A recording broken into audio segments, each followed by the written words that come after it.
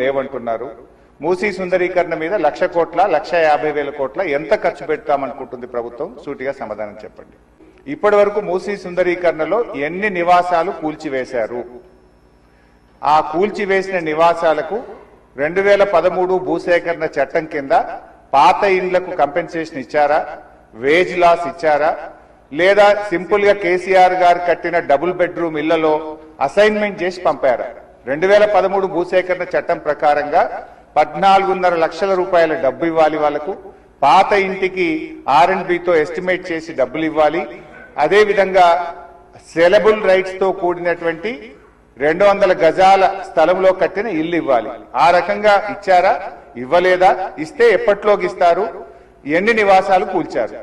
ఇంకా మీరు ఐడెంటిఫై చేసి కూల్చవలసిన ప్రభుత్వ ప్రైవేటు ఇల్లు ఎంత భూమి ప్రభుత్వ ప్రైవేట్ సేకరిస్తున్నారు? సమాధానం చెప్పండి. మరి మొన్న వరదలు వచ్చినప్పుడు మూసీ గేట్లు ఒకేసారి తెరిచి ఉద్దేశపూర్వకంగా ప్రజల ఇల్లు మునిగిపోవాలి, రోడ్లు మునిగిపోవాలని ఈ ఉద్దేశపూర్వకంగా గేట్లు ఎత్తి ముంపు గురి చేసిన విషయం ప్రభుత్వం దృష్టికి వచ్చిందా? ఎందుకంటే పైన ఎంత వర్షం పడుతుంది, ఫ్లడ్ ఎంత ఉన్నదో చూసుకొని ముందే గేట్లు కొద్దిగా ఎత్తితే స్లోగా గ్రాడ్యువల్ గా ఫ్లడ్ బయటకు పోతుంది.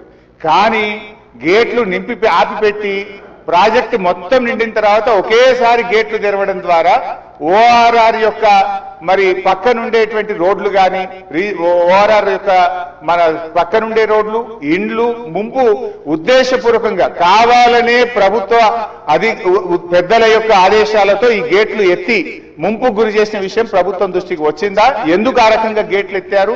ఒకవేళ ప్రభుత్వానికి ఆ ఉద్దేశం లేకపోతే ఆ అధికారుల మీద ఏమైనా చర్యలు తీసుకున్నారా? సూటిగా సమాధానం చెప్పాలని చెప్పి నేను కోరుతా ఉన్నా అధ్యక్ష. చివరిగా నేను చెప్పేది, మీరు పేదవాళ్ల ఇంటికి రాకండి.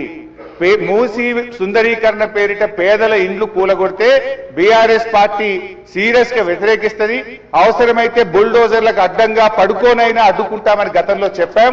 ఖాళీ స్థలాలు ఉన్నాయి, మీరు ఖాళీ స్థలాల్లో దాన్ని డెవలప్ చేయండి. మూసీలోకి గోదావరి నీళ్లు తెండి, మురికి నీరు లేకుండా చూడండి. కానీ మూసీ పేరిట పేదల ఇండ్లు కూలిస్తే మాత్రం బీఆర్ఎస్ పార్టీ ఎంత